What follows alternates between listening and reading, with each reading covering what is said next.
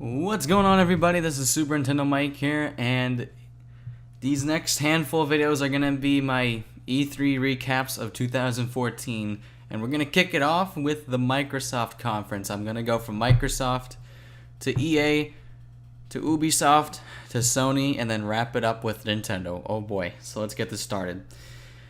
I didn't exactly get the chance to see a lot of Microsoft's conference. I went back and replayed it, and it didn't interest me that much. I mean, a lot of people enjoyed it. The presentation was probably the best out of the entire 5 big groups that did presentations, press conferences, same thing.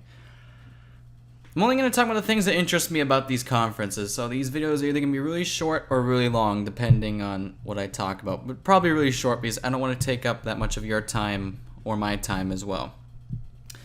First thing I want to talk about with Microsoft is the Halo anniversary bundle thing with all the other old Halo games with the multiplayer maps remastered.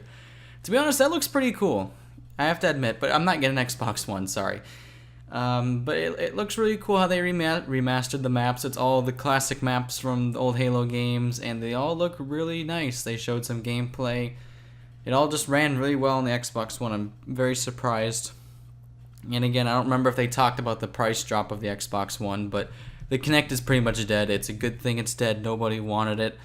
I'm sure people that made Kinect games didn't even care either. They were just, Microsoft probably approached them and such with Kinect Rivals, I think it was, that did absolutely terrible.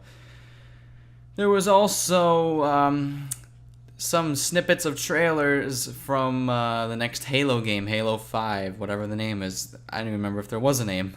That shows how much I was paying attention to the Microsoft conference.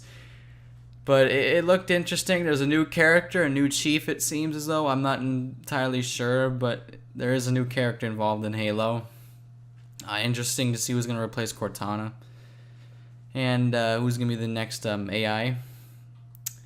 And let's see, what else did they show? They showed Forza Horizon 2, which I'm a huge fan of the, well, not a huge fan, but I like the Forza games.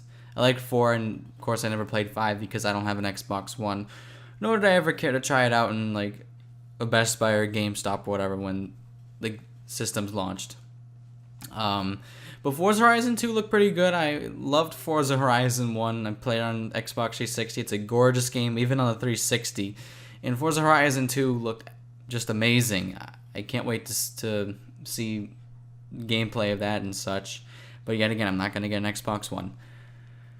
But most of all, what intrigued me the most was the next Tomb Raider game. I'm not surprised that they showed it. I'm kind of happy that there was some trailer that they're going to tell people that it's coming out next year. And I'm glad they did. Probably October, somewhere between October to December of 2015. It's definitely not going to be in March again. They need to take their time on this game.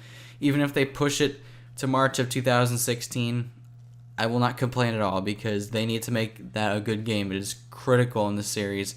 And I think they're going to market it a lot better this time. But from that trailer, it looks very interesting. She's getting an interview with this psychiatrist, and geez, I don't know why I hesitated there. Sorry. And it was pretty interesting how he was just talking about like what she wanted to be, and then she was at the very end of the trailer shows you have to be who you want to be, or we become who we want to be, or something like it was something like that. But basically what she was saying is that she was born to be a Tomb Raider, and of course in the steps of her father. So it makes a lot of sense that they're leading up to it. I just don't agree with the title because it's kind of messing with the whole series. This game should have been called Tomb Raider, and the 2013 game should have been Rise of the Tomb Raider because she's becoming a raider, and in this game in this 2015 game, she's going to be raiding tombs. And she seems to be the same age. I don't know, she could be a year or two older, maybe 3, but I think it takes place almost immediately after the events of Tomb Raider 2013. It looks very, very interesting. Of course, we have the lovely Camilla Luddington again. She did an amazing job. She's back again. The same exact model from the last game, except she she looks better because, of course, next gen technology and such, and on PC, she should look a lot better too. Which it was kind of upsetting that they didn't bring a definitive edition to PC because her face would have looked better. But that's very controversial because on PS4 and Xbox One, looks like she had Botox. They didn't really talk about the Kinect at all, so nothing to talk about there. There's nothing interesting about that. Kinect's dead, so it never was alive, even on the 360, which they sold certain games. A Star Wars game did well, and some other games. Don't remember if Dance Revolution games are on there, but that's for another conference review video. That's pretty much it, to be honest.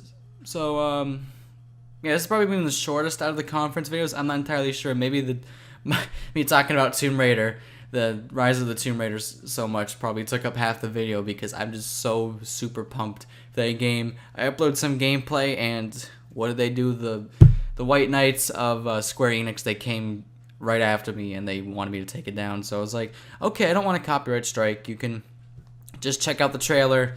Rise of the Tomb Raider, it's probably on their website too, at tombRaider.com. I don't even care if I'm promoting them for free. I am more than happy to promote them in any way, shape, or form. Because I will be supporting this franchise. I'm not a fanboy. I will not protect the series. I'm just a huge fan of it. So, anyway, guys, the next conference will be EA. That was a really exciting one, and probably my favorite one other than the Sony one.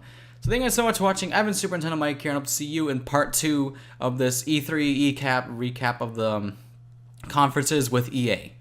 See ya.